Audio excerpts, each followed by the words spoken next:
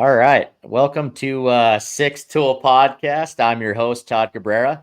I'm joined today with Coach Positive Brandon Puffer, uh, ex Major League Baseball player, author of his new book, From the Bullpen to the State Pen. Highly recommend that you guys read that. It is an amazing read. I actually found myself up till midnight last night, sucked into it, and then had to get up at 6 this morning and go to work, which was not a good combination. But we're here today, and we got Brandon with us. Brandon, how's it going? Hey, Todd, doing great, man.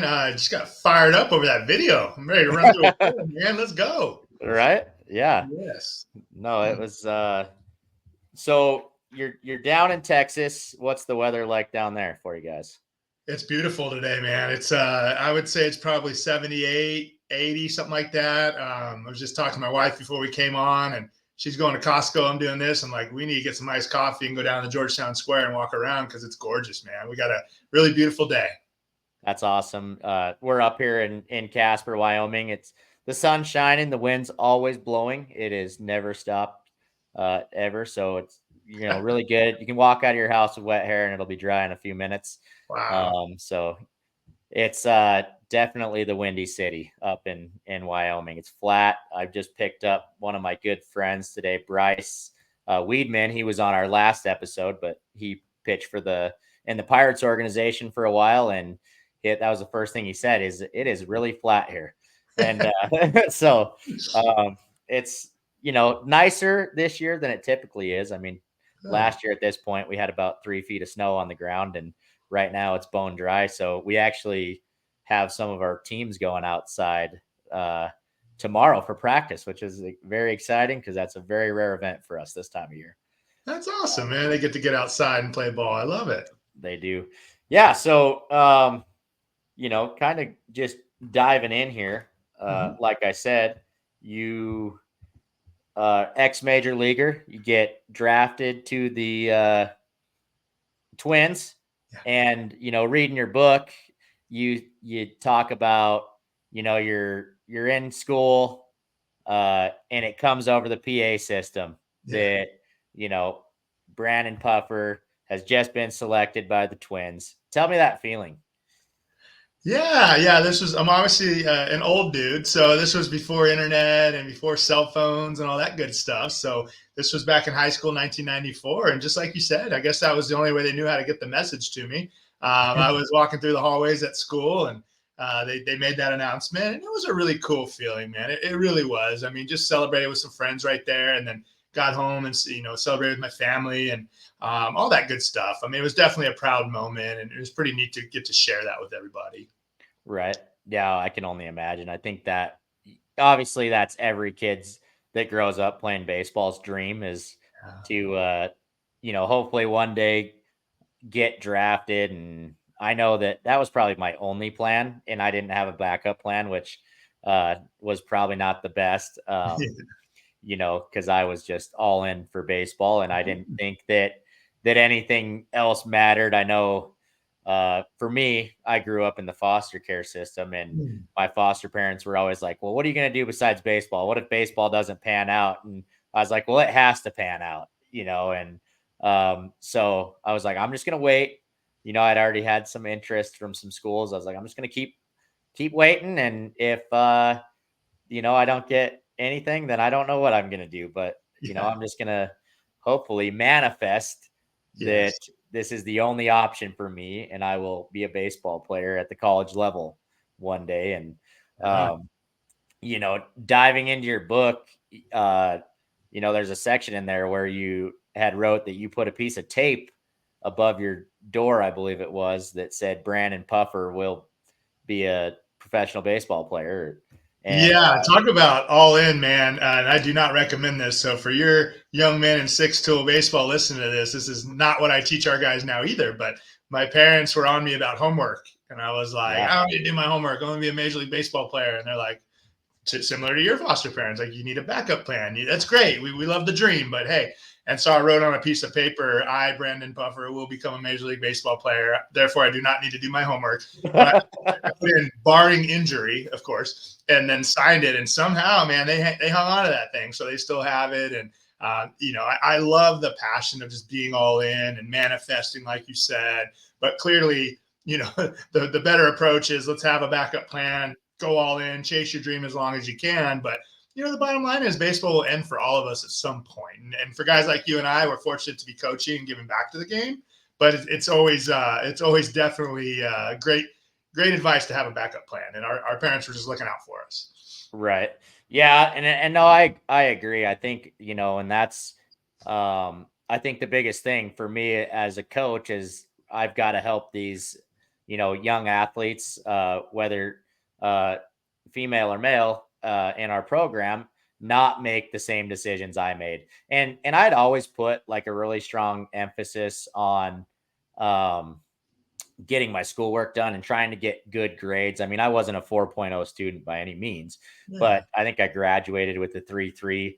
And, I tried to get good enough grades to get me to the next level of baseball. And for me, I knew that probably was going to be college. I was a little undersized, so I knew I had a lot of work to do, but I was just kind of anxious to get access to better training, better facilities. And so I knew that for me, it was, you know, definitely that all in mentality. And that if I wanted to get to that next level of baseball, beyond college, that I was going to have to really pack it on and put in some work, just head down and grind mode kind of. So Yeah. it sounded like for you that was always just never an issue. I mean, it seemed like you really embraced the grind. You were kind of in that athletic clique where you seemed like your friends were pretty much the same. I mean, and kind of going into that, I mean, how important is it at a young age to kind of surround yourself with people of similar interests that are, goal driven and kind of have the same ambitions? Oh man, it's especially looking back in hindsight where we are now, it's everything. I mean, it really is. I mean, having your own ambition and your own drive and your own discipline are super important. You got to have it, right? No one's going to push that. But then who you hang around is who you're going to become, right? Yeah, I don't know if you've heard Yeah. the thing. You hang around dogs, you get fleas. And I was very committed to that. I came from an athletic family. It was modeled for me, through my mom and stuff like that, my dad. But I had periods of my life where I went and hung with the different crowds and wanted to kind of fit in different places. And, a lot of times that was detrimental. And I mean, not even just so much, hey, make sure you're hanging around the athletes or the cliques, with the different cliques, but within those cliques, who are making the right decisions, who are making the right choices, who have the same dreams that you have, who's dreaming like you are. Because if not, especially a big dream like being a college baseball player or a professional ball player, it takes a lot. I mean, it's a daily commitment. And if you've got other folks pulling you in different directions, it can be pretty tough. And I think you could probably relate to this. Some people don't, they want to kind of bring you down on that. If you have a gift or a talent and maybe they don't, or maybe whatever it is, they kind of want to see you fail sometimes, I think. And so you just got to be very intentional. Like, who's pulling from the same side of the rope? Who's excited for me when I have wins, not on the field, but wins in life? And who kind of seems like they're there, but at the end of the day, when I'm succeeding or doing something great, there's just something about them where they don't seem to be so happy for me, right? So I Yeah. think that's a good way to kind of gauge and monitor who's around you. No, and I completely agree. And that's one thing I try to, honestly preach a lot to my athletes is that, you know, out of everyone, like, you need to be your own biggest fan. You should always be rooting for yourself to do better, be better, and be the person that, be the person and treat people the way you'd want to be treated. And I think it's, uh back then it was a little easier because, for me growing up, because we didn't have social media, like Mm-hmm. cell phones weren't very fun to be on. I mean, pictures were blurry and you couldn't really send good videos. I mean, there was nothing really appealing about social media growing up. It was just kind of growing into it as we got older. It was like, oh wow, look how far phones have come, and I can stream videos on my laptop and talk to somebody, all the way across the states. But, now I think kids have it really hard because of social media and things kind of just going on in our society that are unfortunate sometimes. And Sure. and kids can be mean. And, really like going into that, you talk about, you can't say in your book, middle school is around the time your eyes open up to the crazy world Mhm. and the groups and cliques. And Yeah. I think that is extremely true, that I kind of see it even in baseball, right? In the town that we live in, there's two travel programs, and it's that constant back and forth, like we're better than you because we play in this program, or and it's sometimes ends up being a social status. And Sure. I mean, how do you not get caught up in some of that stuff? Like what's a message that, I mean, you could kind of talk to kids about to not get Yeah. caught up in that?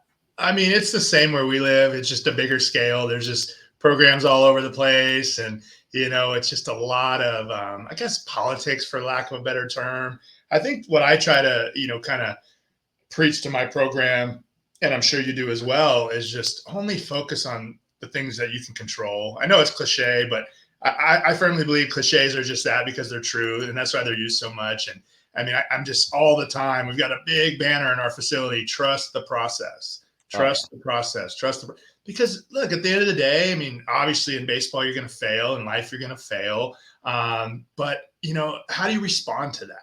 And then if we're focused on all the things out of our control, what are other people saying about us, right? And you just mentioned bullying. I mean, it's taken on a whole new. You can't do anything without somebody posting about it. Oh yeah. It's just. I agree with you. I think these young men and women have it tougher than we did in terms of distractions, in terms of their life and keeping their privacy. It's just been very tough. And so I encourage our guys, like, hey man, don't worry about what other people are saying. Put your head down, go to work, be consistent, right? And at the end of the day, in baseball or in a lot of things, it's a war of attrition. I mean, you just have to outlast everybody else. Yeah. Working your way through, you know, college baseball or the minor leagues or whatever it is. I mean, there was a lot of guys way more talented. I'll just use me as an example, that didn't make it to the big leagues because they just quit before their time. They just, they were homesick, or they were tired of bus rides, or they, got hurt, God forbid. So it's like just hanging in there and being very resilient outside of baseball as well, whatever you're trying to accomplish. Being resilient and not quitting before your breakthrough is the key, because you don't know, man. Like, we're one handshake away, one relationship away, one day away from our life completely changing. If you live your life eyes wide open looking for those situations, rather than, oh, it's never going to happen for me, I might as well hang it up. You can be very surprised at how things can change very quickly in a very positive way, or in some cases with the wrong choices in a very negative way.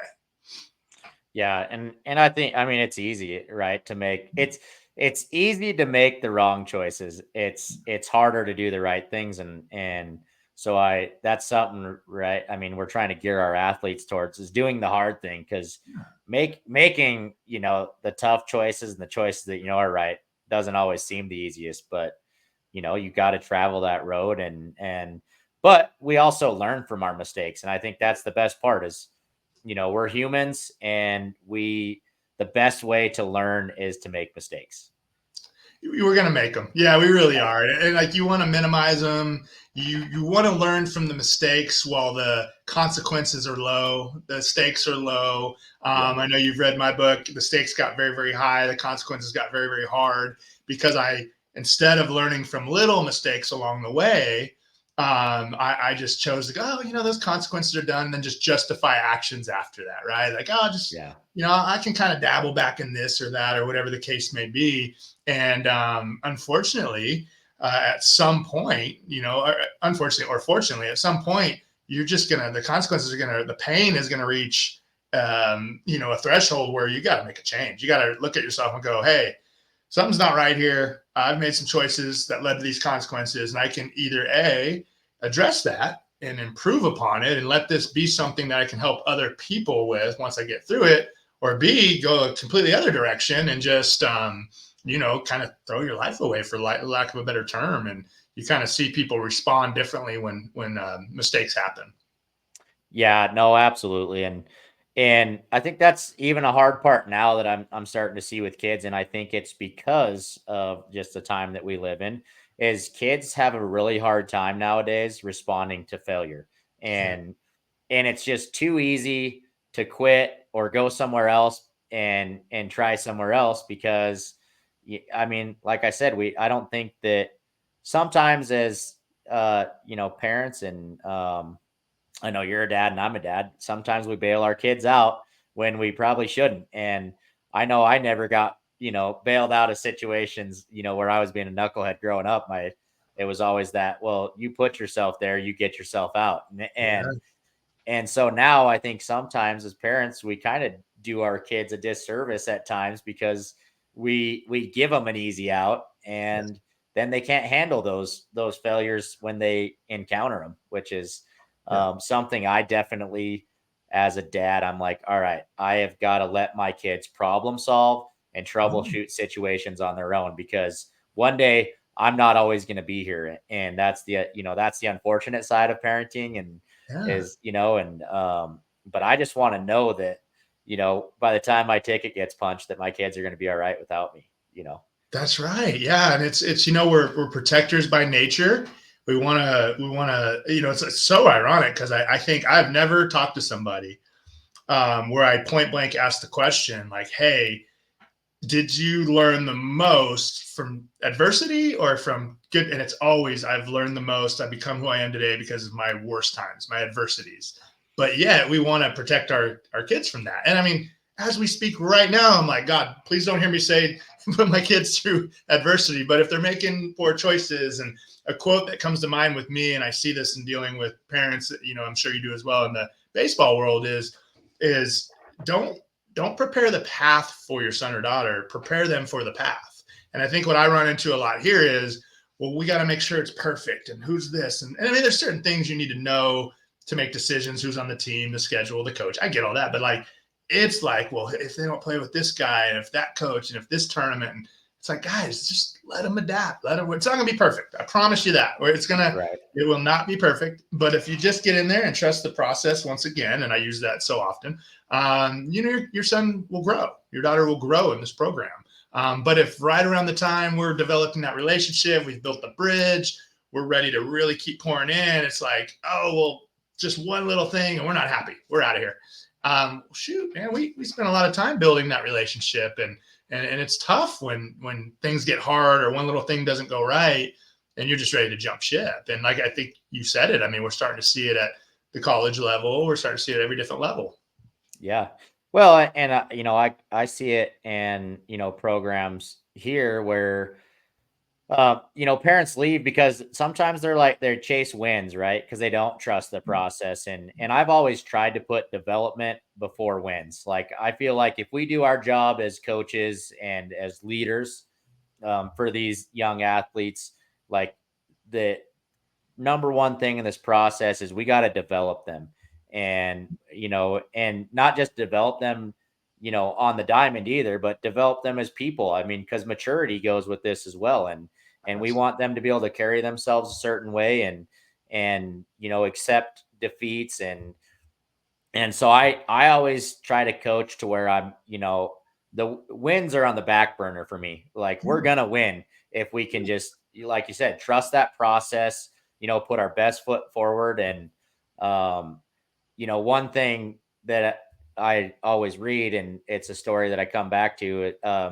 There's a story that about a boy, and he's riding a horse and he's getting chased, by these bad people, and they come to this thick wooded area, and the boy says to the horse, like, I don't see a way through. And the horse says to the kid, he goes, well, do you see your next step? And the boy replies, yes. And the horse goes, well, just take that.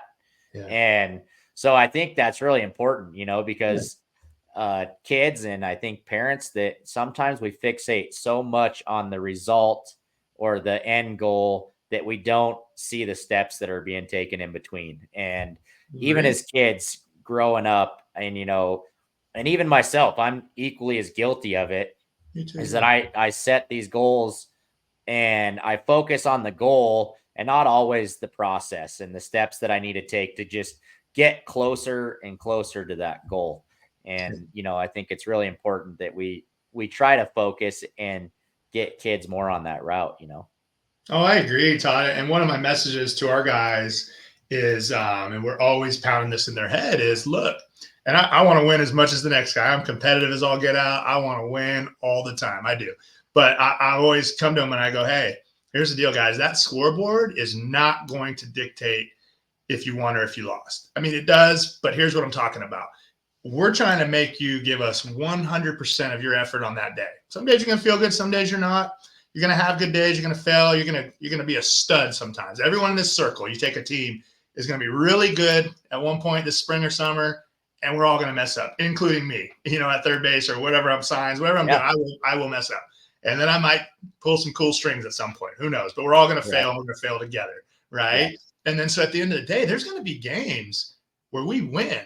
And I'm like, no, you didn't hustle. You didn't play hard. You didn't give your best effort, your attitude. You won on the scoreboard. And then there's going to be games we lose 2-1, and I'm fired up. I'm like, dude, that was awesome. They're like, what? I'm like, you guys were amazing. You went toe-to-toe with a great team, and you played your heart. I mean, that's a win. Like, you learned, that was great. Run ruling teams, like we used to play, and there's different levels of tournaments. I'm sure there is where you are too. Yeah. We'd always have a couple where we just kind of, hey, let's get in this one to get some work in. And probably the talent level wasn't as good. And it's like, we don't do that anymore. It's like every tournament is going to be the top of the line, because going and run rolling teams over the weekend that's not good for anybody. Right. So as we've grown and as we get some more talent in here and stuff, it's like, you know what, let's go play in the best of the best and give it everything you have, and we'll learn from that. So I think you said it best, just the process, not the outcome, right? Yeah. Oh, yeah. Yeah. Yeah. And it's actually funny just even talking about that, because a few years ago, it'll be about 2018, I'm coaching, and I have a very solid bunch of kids. I mean, just super athletic. And we're playing all around Colorado, Nebraska, Montana, everywhere, traveling, and we're beating everybody. I mean, and we kind of hadn't up to that point, faced a lot of adversity as a team. We were doing all the things right, and the outcome was, our direction almost every time. And so we go down to Denver, Colorado to play in a tournament, which typically we do because you can find some really good baseball teams in that area. And we had found ourselves in the championship of almost every tournament that season. And so you were playing in the semifinal, and the other side of the bracket they're playing, and we end up meeting a team from Texas in the semifinal or in the final. And this team, absolutely, at this point in our season, I want to say like 22-3. And this team just beats the brakes off of us. And their slowest kid was our fastest kid. And my boys are looking at me and they're like, Coach, I don't know what to do. My shortstop, who was honestly for this area a super stud, is having trouble throwing these guys out on infield ground balls because they're just cooking up the line. And I'm like, play the grass. Like, I don't know. I was like, you're just, and I'm trying to find the humor in it, because I'm like, well, this is Texas baseball. Like, these are boys that play year round, and they're good. Like, they're the best of the best. And, and so we kind of get to that point where they end up run rolling us, and our boys are just like, thank God that's over. What just happened? Right. So I'm talking to them, and it was really a good teachable moment for us, because like I said, we hadn't faced adversity. But like I told them, one day you guys are all going to go play college baseball. Well, so are those boys, and you're going to have to learn how to beat one of them out for a spot that you want.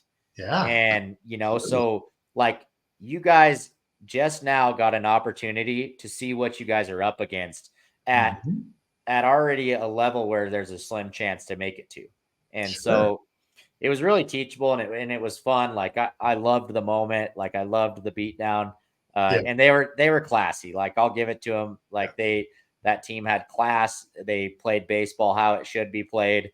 And so, I can't take anything from that team, but it was good for us because I think it really opened the eyes for my players, that Yeah. okay, we're not working hard enough, and so Yeah. it was definitely good. No, Um, that's awesome. At some point, if that's your goal, you do need to know, hey, outside of our area, who are what's it look like? And so yeah, it takes me right back to when I got drafted, and I grew up in Orange County, California. I'm definitely a baseball hotbed. I mean, it wasn't like we were, there wasn't good ball players. There definitely was. I had seen it, but I'll never forget reporting to rookie ball and seeing the Latin American kids take ground balls and seeing, I'm like, whoa, what?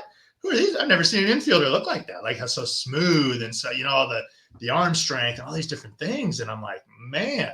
So at some point you got to go, okay, if this is what I want to do, I might have been, pretty good in my area, but you've got to be pretty good all the way around, and more than just pretty good, pretty consistent, and mentally pretty tough. And oh yeah, speaking on the mental toughness, that's not something you either have or you don't. It's just like everything else. Are you willing to work on it? And so right. I think, like you said, when you start seeing stuff like that, it should spark that light that fire of like, ooh, we got some work to do. Oh yeah, yeah. And I went out to Oregon. I was playing ball out there, and I transferred it to Montana because I was out in the NWAC, and they're going by trimesters. Didn't really kind of get the realization that if you ever wanted to leave there, your credits wouldn't transfer because they're like, Right. we don't have the same course numbers as everybody else, which was like, okay, well, why didn't somebody tell me that caught me off guard. And for me, I was like, I know, at that point in time we had met with Scott Ramsey, which he was scouting for the Kansas City Royals at the time, and he had said, hey, these are the things that you need to do if you want to catch our eye. And Mm. he kind of gave me that list, and so it was like, okay, like grind mode, right? And so I'm like, I don't think realistically I'm going to reach this point in 1 year.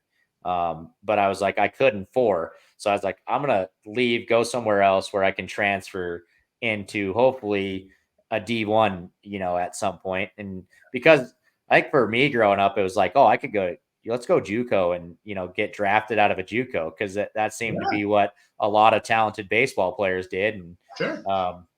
even my buddy Bryce that we are talking about, I think he knew that as well. He's like, oh, I'm pretty good at this. I could go JUCO and get drafted, and he did. I mean, one thing is I was like, oh, we stick around with kids like that, there's going to be scouts in the stands, and maybe they're there to look at him, but I'm going to do something awesome today, and then they're going to look at me, and so Absolutely. and it in times that did work. I mean, there was times where you get those prospect cards where they're like, hey, fill this out and we'll have your information, and we're going to kind of keep an eye on you. And Yeah. um so there was definitely opportunities for me and other people's opportunities. It was just Oh, yeah, for sure. Yeah. handling that moment. But I end up going transferring to Montana, going getting into an NJCAA where everything can transfer good. And you're speaking about Latin ball players. I had left Oregon where I was like, oh, it's I don't have anything to worry about here. I was like, because the talent that I was playing with in Oregon was pretty high, and so judging off the talent that I was seeing at that point, I was like, okay, like this could be kind of a cakewalk. And then I'm sitting there that in the summer just waiting for school to start, and the baseball coach calls and he goes, hey, he goes, I just need you to know, he goes, I just signed 2 kids from Puerto Rico. And I was like, oh, and he goes, yeah, he goes, one of them's a center fielder, and he goes, and he's going to take your spot.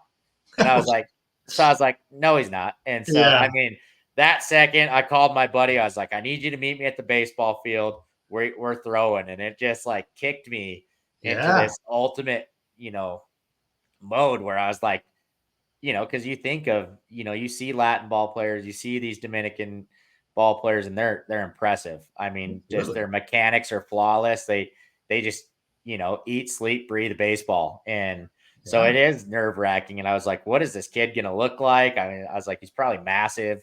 He's out here hitting tanks. Like, what am I up against? But it put me in a mode that probably was, the best thing he could have done for me. Cause then, I put my head down and I was like, I'm not letting this kid take my spot. Like, there's no way, the bad news for him that he's flying all the way up here to sit the bench, Yeah. and Yeah, that so healthy competition will do that. There's no it doubt. did, and I think it's important, right, that we expose our kids to that healthy competition, like you said, where you're like, no more playing in these tournaments where we're going to run rule people, and Right. and to get the most out of our kids, we have to expose them to the most and the best, and I think that's an extremely important thing, but um, kind of going on. I mean, you know, I was actually really intrigued. I think sometimes people hear like, "Hey, this guy played in the MLB." He's got his own baseball program. He's an author of a book, but it doesn't seem like It seems like life wasn't always the best growing up, right? Yeah, I think you had Yeah. your traumas, and Yeah. people can read that in your book. I don't want to spoil the whole thing, but Yeah. um, I think kind of tell me about that, like, those traumas and maybe how they drove you to, even I think a lot of elite athletes have a lot of that because and it gives them a lot of their drive. You know, Tell me Yeah. about life growing up a little bit. I think so too. Yeah, man. Todd, I grew up in a really good family. I really did. I was so blessed. And like, I know you shared about being in the foster system. And I mean, I just looking back, my parents to this day are still together. It wasn't without, it was actually a great testimony in itself because my mom, she is to this day, she's a pastor at a big church in California. She's pastoral care. Her whole life is service, the most Right. selfless woman you've ever been around. Right. And I honestly kind of resented her faith when I was growing up. And my dad was the exact opposite, man. He was a big, strong, tough guy. He was a football guy. He didn't mind fighting, throwing down, drinking, all the things, right? And so Yeah. at the time, I just really wanted to be like my dad. And what I realized later, a lot of times it's in hindsight, is I just had this God shaped hole inside of me that I was trying to fill and stuff with everything performance on the field, at some points, drugs, alcohol, chasing women, trying to be a tough guy, all these different things. And there were some things in my early years. There was some sexual abuse when I was young. There was, my dad had a brain tumor and had to be away from us for quite a while in the hospital, and he was kind of my hero. So some things where you're like, you don't realize, or I didn't realize how those would kind of play out in my life if I didn't, try to heal, try to instead of just stuffing them, try to actually, face them. And I think they really did play out for me later on in life with some of the choices and decisions I started making. And until I really, came to that point of consequences and where I really needed to be introspective and try to figure out like, okay, how did all this affect me? Why am I acting like this? I never really realized, it's kind of those things. And I tell kids all the time, I'm like, or not just kids. I mean, I get a chance to go speak and there'll be men. I've had men of 67 years old telling me, hey, something happened to me when I was little and I've never told anybody. And I think it's really been affecting my life. And, after I've shared about sexual abuse or, some of these different things. And so what I've noticed is, yes, those things certainly affect you, especially if you don't face them, you don't get some healing for them. And, I'll talk about like little 10-year-old Brandon, like, hey, that guy needs some love. Like, he went through some stuff, right? Unfortunately, like I said, I had a good family.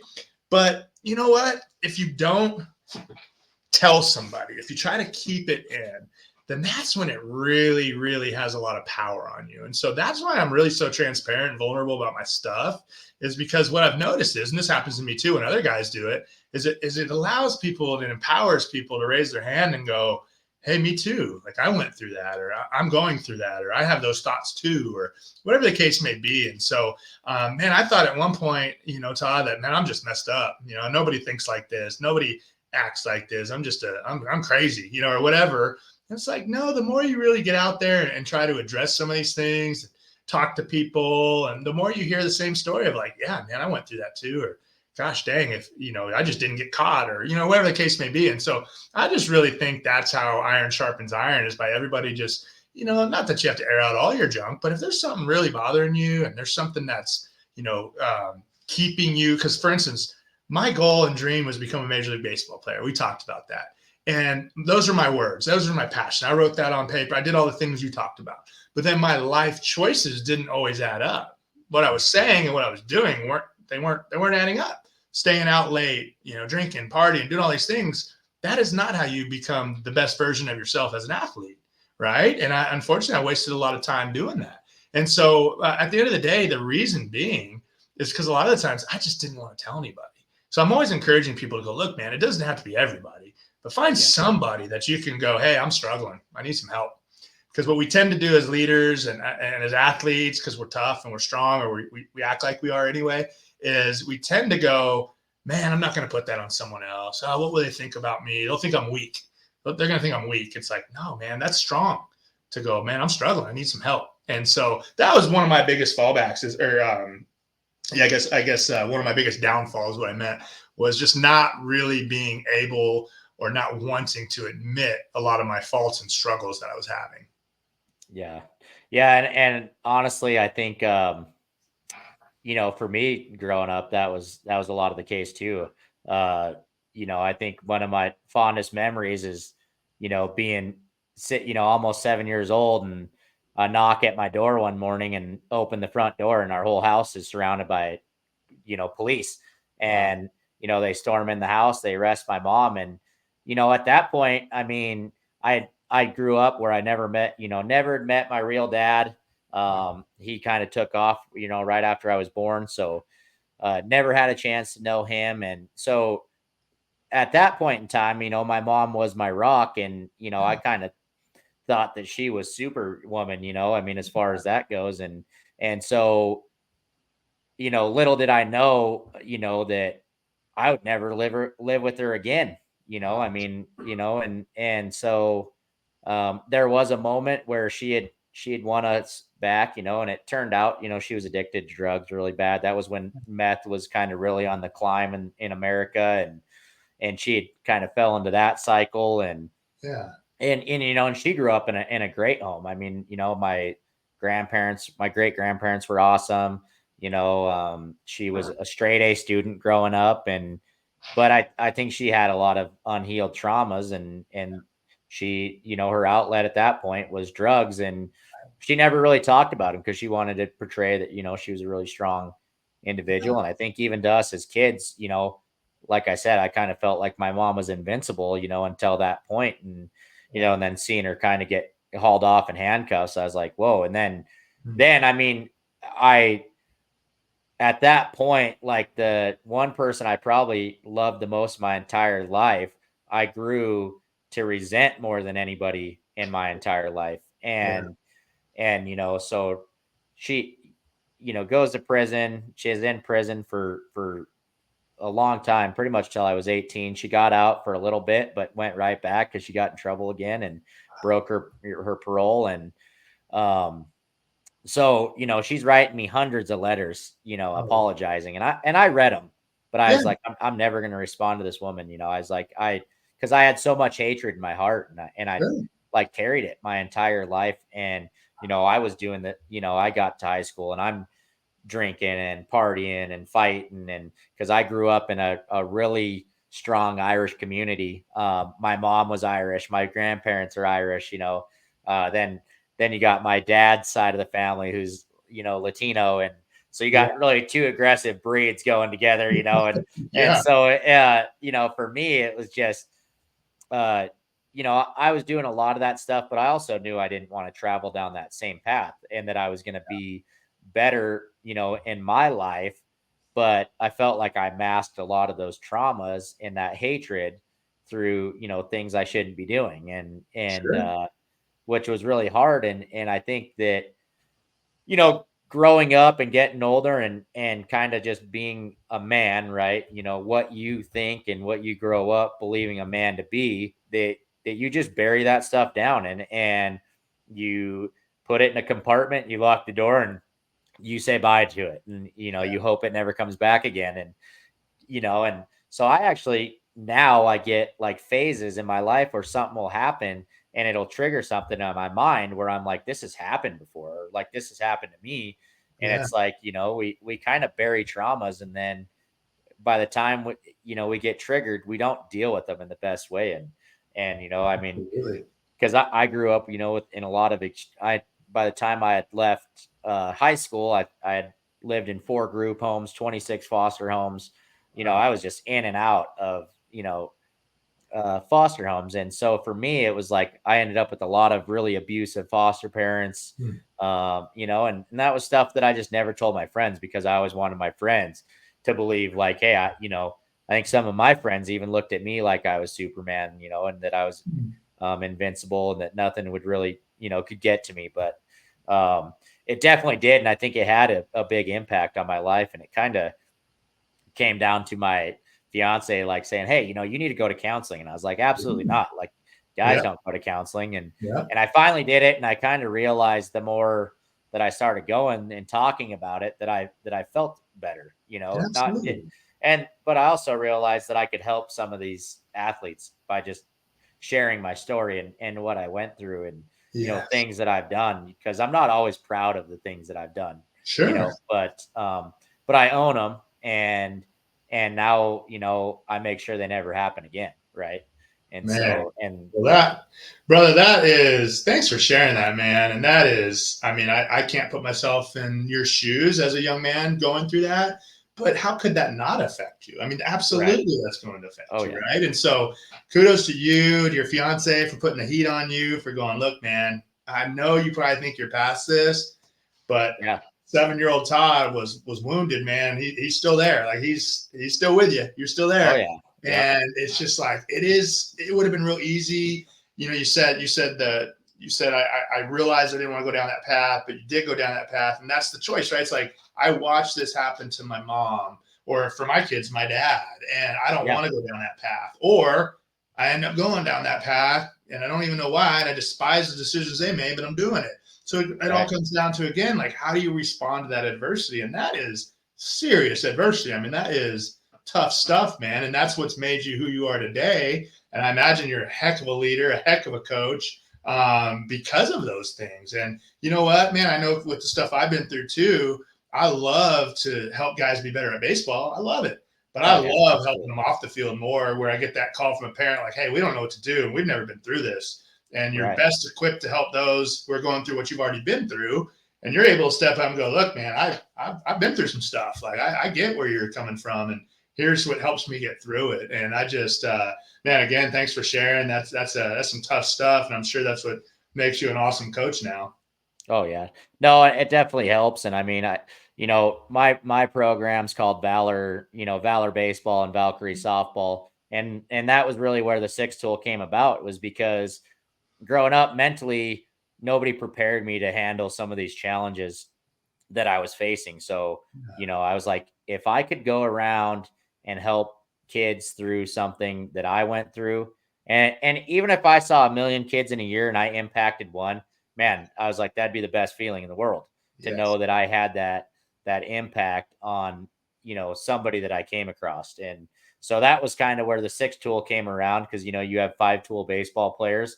Well, Yeah. let's give them that six tool, right? Let's give them the mental thing. And so Love it. now we have these 6 tool baseball players that hopefully one day are just unstoppable, right? Or these Yeah. 6 tool softball girls that are just unstoppable. And and we gave that to them.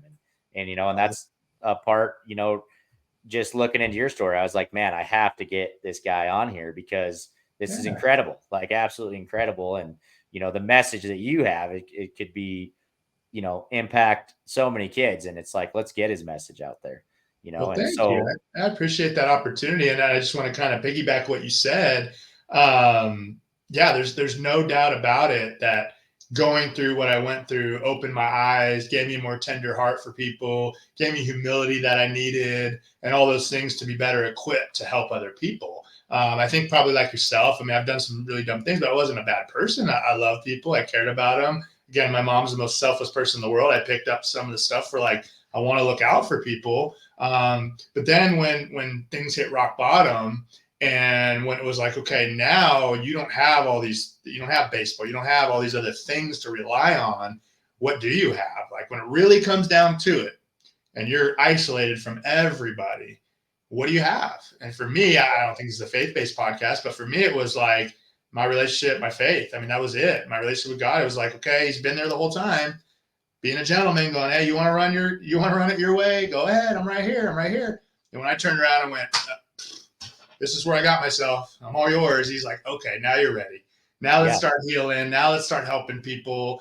And to your point, when I was in my very worst position in a jail cell, I made a deal with God. I said, if I get asked to share my story, I'm going to share it. And if I help one person, it's worth it. So it doesn't matter. I mean, sometimes it's a bigger whatever. Sometimes it's a further drive or closer. It doesn't matter the audience. Doesn't matter where. If it works in our schedule, we're like, let's do it, because there might be, well, not might be. I know God has one person listening to us right now where they're going to go, oh, I really needed that. I really needed what they're saying, you know? Yeah. And I think that's, for me for a while there was kind of, I grew up in going in and out, to church every Sunday, grew up Catholic, Yeah. um, and for me that when I was going through all this, there was a time where I resented, had a resentment towards God too a little bit, Sure. because I was like, why would you do this to me? And Absolutely. had a hard time understanding that. And I really came to that realization, one day where I was like, hey, like he only gives you things that you can handle. Like he knows what you can handle, and he's going to put you where you're meant to be. And I think a lot of times, because I get people are like, why Casper, Wyoming? Why do you have this program in Casper, Wyoming? And my fiance will always joke with me about, well, if you would have made it to the MLB, you wouldn't be with me. And I'm like, well, I'm not. I'm like, because God, this is where He intended me to be. So, Yeah. I'm here and I'm present. And I think that's a big part of it too. Is that Yeah. it took me a while to realize that I'm where I'm meant to be, and where I was needed most. And and so now I just kind of embrace that, right? That's awesome. I love that, man. Yeah. And so kind of going back, I think you kind of have a section that I think a lot of us have this same feeling, but you say, what I wish Brandon at 19 knew, that there was so much more on the horizon for him other than being a baseball player. And uh, I really struggled with that too, had an identity crisis where I was like, where I didn't want anything to do with baseball when I was done. And I Yeah. was like, because who am I without baseball? And now it's gone, and now I'm nobody. And so kind of tell me, like, what would you have said to 19-year-old Brandon? I mean, what could you go back if you could look him in the face and go, hey man, here it is. Here's the blueprint. Yeah, a couple things in regards to baseball, and this goes for anything that's a huge passion for somebody. It's like baseball is something we do. It's not who you are. I mean, just period. Like it becomes who you are, and I get it, man. Like pursuing that professional career, it's a pretty selfish ambition, honestly, and it has to be, because it's all about your next workout and your health and your recovery and your this and your that. And then at the end of the day, everyone, I have a younger brother who's awesome and successful and great. But what is everyone? Hey, how's Brandon? Is he still playing baseball? How's this? How's that? And your buddy can probably attest to this. It's like people get behind that because it's cool when people from your area are pursuing this great dream. And then it just becomes so selfish, man. And it's like, I barely allowed myself to enjoy it some of the time because I was just trying to pursue the next thing and like, gotta go, gotta be, oh, that was a good outing, but I gotta get ready for the next one. And yada yada yada. And it's just like, you know what, man? If, at that age, when I first got drafted and went off, it was like, look, life is not all about you. It really isn't. And I still need to remind myself this, but it's about your service to others. If God gives you a platform to be a big league ball player, now you have a platform to help more people. And it truly is just about how many people can you encourage and help along the way. And I think I know there's plenty of times I lost sight of that in my pursuit of being a big league ball player. And so not only that, but then also the faith aspect, man. I know I keep going back to it, but it's just so hard for me not to. 19-year-old Brandon, it's like, okay, baseball makes you happy. This girl makes you happy. Whatever makes you happy. And then when that's taken away, your happiness is gone. What does peace and joy look like? Where does that come from? Something that nobody can take from you. Absolutely nobody. No matter what the circumstance, they can't take it. And I didn't find that until I was locked in a prison cell. I didn't find that in the big leagues. I didn't find that anywhere else. I mean, I love my teammates. I love the clubhouse banter, the bullpen. Like, dude, I loved all that. I miss all that. But I didn't find that peace and joy that you couldn't take from me. Because then when I was alone by myself in my own thoughts, it's like, okay, now what do I have, right? And until I surrendered everything, and again, that God-shaped hole put actual God in there that was intended, now it's like, dude, I walked out 3.5 years in prison seeing some bad stuff, missing my family like crazy in a really hard place, I still had peace and joy. And now I get out from there and it's like every day I'm like, it's been, I don't know, I think I've been out 15 years and every day it's like, man, I still have freedom. I still have that. Thank you, God. I can go get my car and go. Thank you. I can text my family. Thank you. I can call, I can, whenever I'm thinking about my family, I can reach out to them. It's like until you've been in a situation like that, and you already shared, you've been through some hard stuff. It's hard to have perspective. And so going back to 19-year-old Brandon, it's like, yeah, man, baseball is just something you do. It's not who you are. And someday it's going to end. Fortunate for us, we still get to coach it, which is great. But at the end of the day, that, and also, you know what? Until God is all you have, you don't realize he's all you need. And I didn't know that. It's like, yeah, he's over here. He's kind of a part of my life. And yeah, for my mom, she made sure we went to church and that's cool. But that personal relationship got real when I was sitting alone by myself in a hard deal going, well, now what do I have? I don't have baseball. I don't have all those relationships. And, who do I lean on? And not everybody goes that direction. You could go in there and get really hard and start running with the wrong people. And there's another direction. There's another choice. But if you intentionally choose to, no matter where you go, make sure that you're the light in that place, you're the encouragement in that place, and they need it everywhere, especially in prison, then all of a sudden, whatever you're putting out tends to kind of come back to you, right? It's not so much about me anymore. It's about, hey, I want to help these people. I want to do this. I want to encourage as many as I can. And now positive things just keep on coming back to you. I'm getting a little bit more into like the universe and the secret and stuff, but I believe it's God as well going, hey, man, you keep putting this out there and more positive people are going to come into your life. More situations like that are going to pop up for you. Right. Yeah, no, I agree. I mean, I definitely like, where you say you could come out a different person than that. I saw that firsthand, by the time that my mom got out of prison. I don't think she knew who she was anymore. And she ended up kind of heading right back down that road, which eventually, led to her, ending up getting shot and killed. And, and so, I agree. I mean, you could definitely just come out and it's easy to lose yourself in a place like that. And so, kudos to you for, even coming out and doing what you're doing now and, sharing your story, which is incredible. And, I think extremely impactful. I mean, for me, I'm definitely going to encourage my players to read your book. Awesome. Because like I said, I mean, it just draws you in and, there's stuff in there that you can relate to. And so it's been good. I mean, even for me to read as somebody that, does the same thing that you do and the aspect of, you're trying to make an impact and, coach and, steer kids in the right direction. So I think, and even as coaches and people we could always learn and we can always be better. And, as a coach, the work never stops for me. Like I have to constantly try to find a way to be better for my athletes. And I'm sure it's the same for you. It is. Yeah, it is. That's one job that never stops. That phone, 24 hours. It's like, guys need something. Like, hey, man, you need encouragement. You need this, whatever it is. I'm here. I'm one text away. I'm not the easiest guy to get on the phone, but I'm one text away. And I'm always there for you. And I mean, I think just, man, it's the same thing for me. At the end of the day, I kind of think, I've always thought there was a path that I was supposed to be on.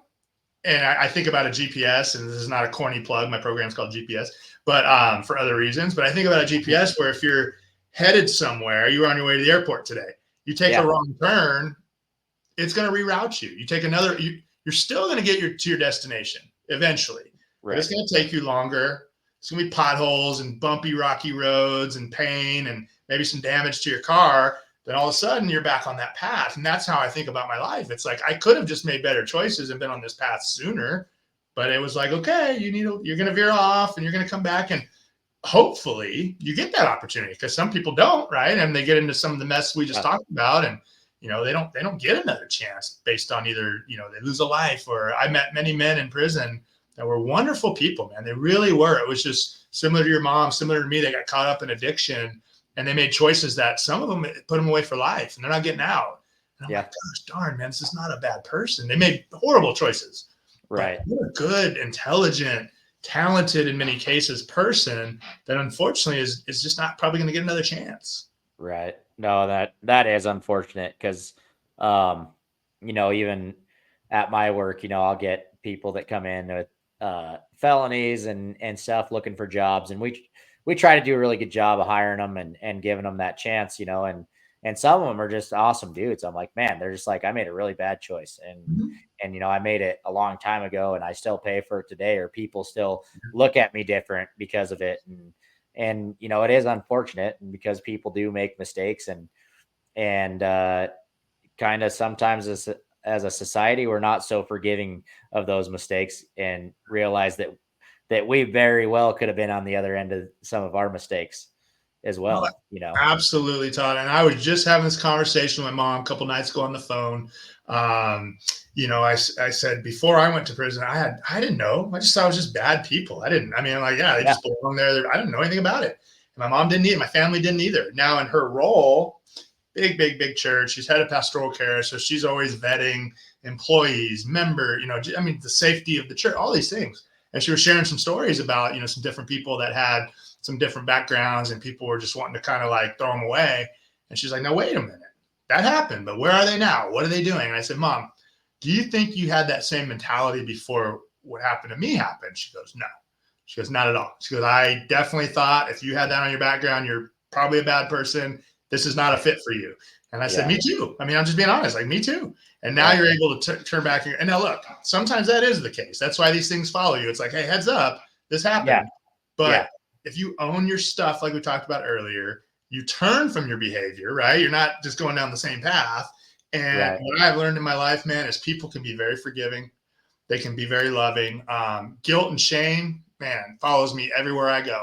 Everywhere I go. And that voice saying, "Oh, who's going to love you? Who's going to hire you? Who's going to whatever? Look what you did." And, the longer you get away from it, it dissipates a little bit, but it's still there. It's still there. But the more opportunities in my life that are provided, the more people show faith in me. And especially early on, when I first got out and people would like give me a job, a local stadium here, a AAA club, they hired me. And I was like, "Oh, thanks." And then they were like, I was just doing my job humbly. Like I was cleaning, I was doing maintenance. They're like, "You were a double A all-star on that mound." I'm like, "Doesn't matter. This is what I'm doing now. So let's go." yeah, And I'm thrilled to be at a baseball stadium and not be in a jail cell. And right, all of a sudden you humbly walk that out and they're like, "Hey man, we've got an opening for a baseball outreach coordinator." I mean, here I am with this record and I'm camps with kids, I'm organizing camps and teams and working with youth and back in baseball. And I'm like, God, there's no way I should have this position, but just humbly and owning your stuff. And then it leads to what we're doing now, which is similar to what you're doing and sharing my story all over. And it's like, at the end of the day, that's why I do it, man. Cause I know even if you didn't make a decision as bad as me, there's everyone out there that has these decisions, that little voice going, "Not you. You're not worthy of that. You screwed up. Look at your thoughts, your choice. That thing can work on you, man." And so I'm like, no. Yes, there is life after this, but you've got to really fight and work. And right, every day I have to work, man. Todd, if I go the next week without getting in my word, without praying, without meditation, without positivity, I can go right back down the same path in a heartbeat. And if I yeah, lose sight of that, I'm in trouble. I was yeah, 5 years sober, living my life for the Lord before I fell off the wagon and before I ever went to prison or made any bad choices. I thought right, at that point, yeah, man, I would hear about people compromising and falling. I'd be like, "What? How could you do that? You, a Christian? What?" And now I'm like, "Oh, okay, yeah, yeah. it could happen to anybody." Right. Yeah, Yeah. and I think like on the back cover of your book, I mean, it's like, and you say in your book, you're better than your worst mistake. Yes. I mean, that is absolutely true. I mean, I think that I've definitely made mistakes that I, probably get judged for. I would like not to, but I do, but I know that I'm better than them. And I know the type of person I am. And, like I think my athletes know the type of person I am. And I think it's really just knowing what your self-worth, right? Having high self-worth, like you holding yourself to a higher standard, and, Yeah. knowing what you have to offer as a person, because I think sometimes we have a hard time, seeing our value, and it's right there in front of us. Um, one thing that um, I had learned, there's a mental training coach, Brian Kane, he talks about the FedEx label, right? And there's an arrow in there, and he points out, and he's like, how many people notice there's an arrow in there? And it's like, oh, wow, actually, I've seen that logo my entire life and I didn't know he's there. And he's like, well, it's the same thing. You know, all this stuff has been there your whole life, these abilities and this value, but sometimes you just are blind to it and you don't see it. It just takes somebody else pointing it out. I That's think cool. I like that's, that analogy. That's really good. Yeah, Brian Kane's a beast. he is. I think he lives right here where I live. He's in this pretty similar area, I think. Oh, is he? Yeah, Yeah, no, he's got some awesome stuff out there, and I like and it. yeah, I think he does a really good job with the Great. mindset and the mental side of the game. And um so definitely kudos to him for giving kids that tool and equipping them with that. And I think he works with a lot of pro athletes. I mean, like big Yeah, name pro athletes. no, he he's does. Yeah. he's kind of the dude, right? And so He's definitely one of them. Yeah, he's got some yeah, high profile. Not just basically every sport. He's got some high yeah, profile people that he helps out, and yeah, he's done a great job with just filling a need that we all have. It's just to get sharper and more mentally equipped to be the best version of us, and he's really good at that. yeah. No, and kind of, you know, going back to kind of your baseball career a little bit. I mean, Yeah, you came into baseball like in the time. Like, yeah. I mean, you had some absolute dogs that were in the Mm-hmm. MLB at that time. I mean, you're talking Barry Bonds, Jim Thome, Manny Ramirez. I mean, shoot, Larry Walker. I mean, Jeff Bagwell. I Yeah. think you played with him. I mean, Mm-hmm. so yeah, Chipper Jones coming in, Jim Edmonds, which I don't ever think Jim Edmonds gets enough credit for how big of a beast he was, but Stud, bro, especially at super center stud. field. Yeah, But then, like, even I'm talking, you got Sammy Sosa, yeah, I mean, and it's just like, and then you look at the pitching side of it, right? I mean, you being a pitcher, it's like, man, you are up against, some of the best. I mean, as far as like Pedro Martinez, Randy Johnson, Greg Maddux, Barry Zito. I yeah, mean, tell me what it's like. Just, I mean, because those are dudes that I grew up that I was like, yeah. man, I want to be these guys. And Me so, too.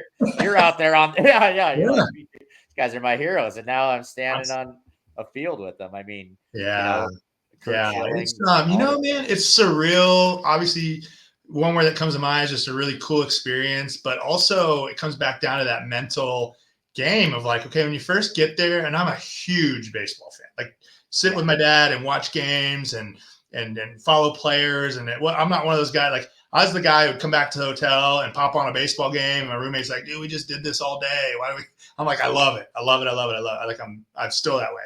And so yeah, man, when I got there and the first thing I did was I walked into Cincinnati's visiting clubhouse when I met the Houston Astros there when I got called up and just looked at jerseys. I was like, Bagwell, Biggio, Berkman, Oswald, Wagner. And then my jersey's right here, Puffer. Like, this is unbelievable, man. And you man, it's have to crazy. kind of like get past that though, right? And Yeah, I remember the yeah, first time I share this story all the time. I mean, I faced some pretty good dudes on the road in Cincinnati, Barry Larkin, some guys like that. But our first series at home in Houston was the Giants. And that was oh, when Bonds was doing it, man. Like he was really, yeah, really doing it. yeah, And he got up, and we intentionally walked him because that's what you did at that time, pretty much. And the next guy hits into a fielder's choice, so he's on second. And I will never forget. I share this with my guys all the time about just that, making sure you're talking to yourself more than you're listening to yourself, your positive self-talk. Because otherwise thoughts could come out of nowhere. And here I am. There's all these people in the stands, and I come set and I check the runner at second, and it's Barry getting a secondary, taking a couple steps. I'm like, holy crap, it's Barry Bonds. Look at that dude. I like try to pick him or like reverse, so I try to like, whatever. I'm like, and all of a sudden I'm just like, whoa, get a hold of yourself, man. Like you're trying to face whoever, Rich Aureli or whoever, Jeff Kent. I don't know who it was, but you're sitting there in awe of Barry Bonds, right? And so, and yeah, that happened plenty of times where guys would come up. And I remember another situation where I was warming up in the bullpen in Houston, and we had our bullpen coach was there, and he's kind of lining everything up. He's like, "Oh, you got the next inning? Okay, sweet." Comes up to me and he goes, "Okay, it's Jones, Sheffield, and Jones." I'm like, "So oh Andrew man, Jones, Sheffield, and Chipper Jones. It should be good. It should be fun." yeah, You right. know? And Oh it's like man, you gotta, and it's cool and it's fun to talk about now, but at the time you gotta try to fake it till you make it and act like you're yeah, not raw and oh gosh, and man, a lot of that stuff really did play on me. Just wanting to be too perfect when I was in the big leagues. I would go back to AAA, get sent down face the same guys sometimes that you just faced in the big leagues and just go right at them like it was nothing, and then get back up there and think you have to be too fine and all these different things. That's some of the regrets I have. Is like, I should just pitched a little freer when I had the opportunity. Yeah. Yeah, I mean, and then on top of that, it's just to be able to sit here and talk about facing those guys in the box and doing some of those different things, to be on the same field or clubhouse with those guys. It's just a huge honor, man. It was awesome. Yeah. No, speaking of Andrew Jones, I mean, we had basic cable growing up, and I mean, Ted Turner owns the Braves. He Yeah, owns TBS, yes, so they're on TV every day. So I was yeah, like, I'm a diehard Braves fan, and Andrew Jones is probably one of my favorite players of all times. yeah, Because I mean, that dude would just do some really impressive stuff. And yeah. now you're watching his kid do it, and you're I just like, know. wow, this is crazy to even think, about, but I loved watching Andrew Jones, just how he played the game. I mean, he Yeah, was just all out, and yeah, so it was definitely fun. So yeah, I mean, it's cool though that you got that opportunity, and I'm yeah. just, and Absolutely. then kind of, even going into it, I think the biggest dog of them all, which obviously it sounds like you guys kind of have a relationship, but Nolan Ryan, Oh yeah, which I'm just like, that is probably like, to me, the toughest baseball player that might have ever lived, you know. man. What a just oh, gosh, yeah. Fortunately, I've just been in this area. The Round Rock Express, that minor league team I told you about here in Round Rock, they own the team. It's named the Express after his nickname, the Nolan Express, Oh, Nolan okay. Ryan Express. And so I got to know his sons first, just being around the team, and then got to know Nolan. And I mean, certainly you look at some of the longevity and the things he did, you're just blown away as a baseball fan. Period. Just like Yeah. what in the 25 years and all these crazy, crazy, crazy. But then just as a man, how he is to his family, I've been able to just kind of see a little bit of that. And I think you probably read about, I mean, he came to my trial as a character witness. I'll Yeah. never forget, man. You get this thing happens and it comes out publicly and you're just embarrassed, man. You Oh just, yeah. you let everybody down. You just feel like, I can't explain the feeling, honestly. And I will never forget the time my phone rang. I picked it up and, he said, Brandon? I said, yeah, this is Nolan. I said, oh, hello, Mr. Ryan. Like we knew each other, but we didn't talk like that. And he said, I understand you got in a little bit of trouble. And yes, sir. And, he said, well, I'm going to try to help you. And man, he was just so gracious. His whole family was, but he got with my attorney and they set up a time and they went over everything. And, it was one of those things. It was just amazing to think like that someone like that would come to your aid as a character witness. And then the embarrassment kind of extended because here I am in a courtroom and some assistant DA is grilling the greatest pitcher of all time on my behalf, and he's defending me, which is amazing. But it's just like he's got so many other things to be doing than be here for me today. You know what I mean? And so I'm eternally grateful for that. But at the same time, it was almost like, gosh, I can't believe that he had to come on.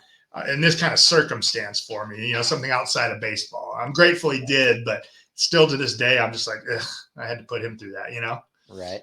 Yeah, and I mean, he's a Texas legend. I mean, Yes, honestly, he did. probably the biggest name, one of the bigger names there Oh, as for far sure. as the Yeah. baseball scene goes. But no, that, I think it's awesome, and I think that's the one thing I appreciate about baseball is just the relationships that it's given me, and the Yeah. friendships, and the opportunity to meet somebody like you. I mean, your story is amazing, and I really just, as brief as it's been, I appreciate your time, and you being willing to come on here, and I hope that these younger kids see something that really maybe changes their outlook or look on life, or maybe they realize that, hey, even everybody goes through these struggles, and I think that's the one message that I think is really important for these young coaches, and I try to hammer in to my coaches is, you never know when a kid comes through the door and this is the best part of his day, so let's Yes. make sure that we're delivering that to them, and I love that. so um again, I really appreciate you, and for people watching, or people that'll tune in later to watch, there's a picture of your new book, From the Bullpen to the State Pen. Again, I highly recommend it for all my friends, family, youth out there that you know hopefully can find something impactful in there, because I know that I have as a person as well. And we appreciate you sharing that story. And look forward to hopefully, meeting you in the future, and maybe we can get you up this way to impact some lives.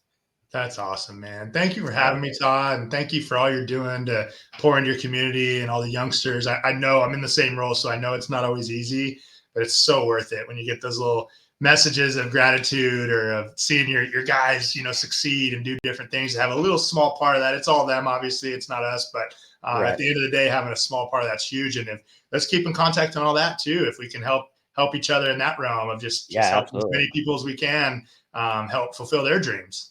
Right. Yeah, and with that, um, again, thank everybody for watching, and hopefully we can keep this trend upward, and make the impact great. So, Brandon, I really appreciate you coming on, and I wish you the best in your Thank you. future endeavors. My pleasure. You as well. Thanks, man. Thanks, man. Oh, yeah. Boom.